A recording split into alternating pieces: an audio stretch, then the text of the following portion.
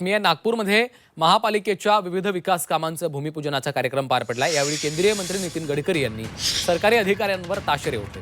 नागपूर मनपा आयुक्तांसारखा सहृदयी माणूस आतापर्यंत आला नाही। नेते अतिक्रमण थांबवण्याचा प्रयत्न करतात आणि अधिकारी ते काढण्याचा, मात्र इकडे उलटच आहे म्हणत केंद्रीय मंत्री नितीन गडकरींनी नागपूर मनपा आयुक्तांना टोला लगावलेला आहे।